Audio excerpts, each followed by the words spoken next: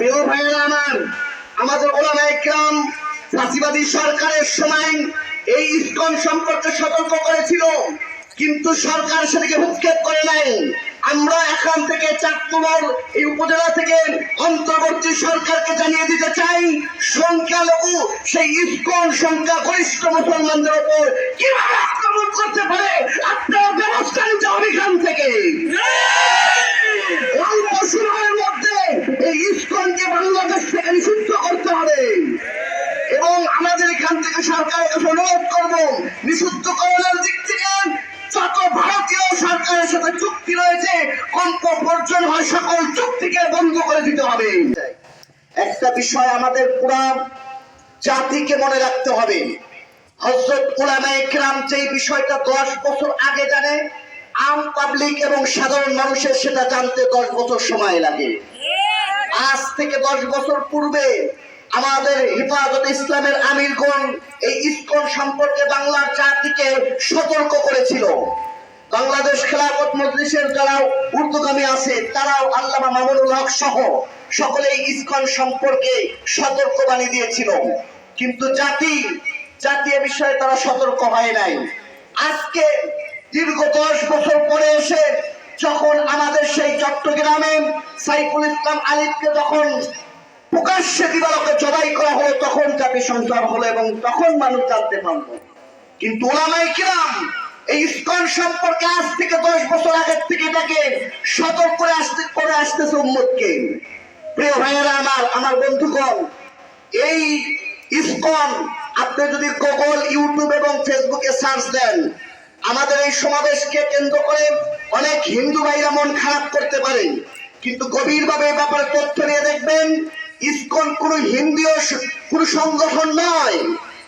এই ইসকন আসলে ইহুদিদের একটা চক্রান্ত, যেটা হিন্দুদের ভেসে আমাদের সামনে আসছে।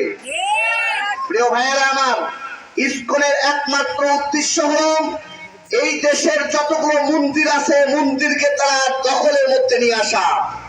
যদি হিন্দুদের সংগঠন হতো তাহলে তারা এটা মাথায় নিত না। দ্বিতীয় পর্যায়ে ইসকনের যেই উদ্দেশ্যটা বাস্তবায়ন করতে চায়, পৃথিবীর থেকে ইসলামকে নির্মূল করতে চায়, মুসলমানের ঘরে সন্তান জন্ম নিয়ে এক বিন্দু রক্ত থাকা পর্যন্ত ইসকনকে এই সুযোগ দেওয়া হবে না।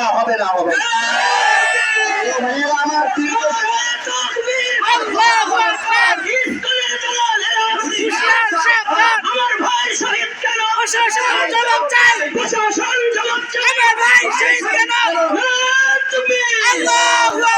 প্রিয় ভাইয়েরা আমার, আমাদের ওলামায়ে কেরাম ফাঁসিবাদী সরকারের সময় এই ইসকন সম্পর্কে সতর্ক করেছিল, কিন্তু সরকার সেটাকে ভূক্ষেপ করে নাই। আমরা এখান থেকে চাঁদপুর এই উপজেলা থেকে অন্তর্বর্তী সরকারকে জানিয়ে দিতে চাই, সংখ্যালঘু সেই ইসকন সংখ্যাগরিষ্ঠ মুসলমানদের উপর কিভাবে আক্রমণ করতে পারে আপনার ব্যবস্থা নিতে হবে এখান থেকে।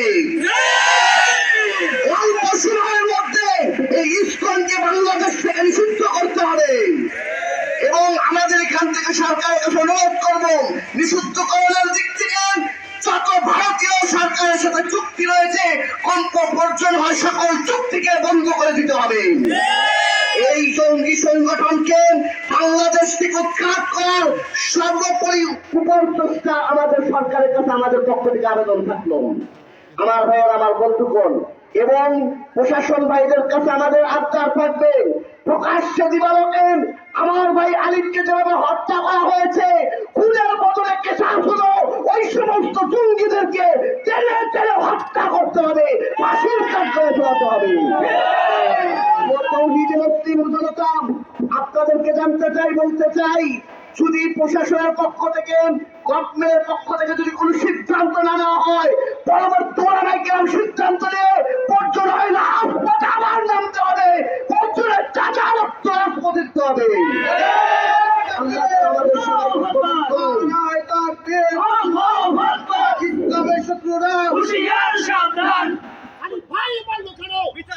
আমার ভাইয়েরা, ওলামায়ে কেরাম বলবেন, আমাদের ওলামায়ে কেরাম যদি চাচ্ছেন আমরা সদা সর্বদা মাঠে আনতে আছি তো ভাইয়েরা, আল্লাহর পথে জীবন দিতে প্রস্তুত আছি তো ভাইয়েরা, আল্লাহর পথে জীবন দিতে প্রস্তুত আছো তো, রাজপথে নামতে প্রস্তুত আছো তো। সবাই নিয়ে ইসলামী দল হবে ইনশাআল্লাহ। আল্লাহ তাআলা আমাদের সবাইকে কবুল করুন। আমাদের যারা ঊর্ধ্বগামী যত কর্মকর্তা আছে তারা যেন এই দিকে দ্রুত বিচারের আওতায় আনার ব্যবস্থা করেন। আমরা এখান থেকে কথা বলেই আমাদের সংক্ষিপ্ত বক্তব্য শেষ করছি। আসসালামু আলাইকুম ওয়া রাহমাতুল্লাহি ওয়া বারাকাতুহু।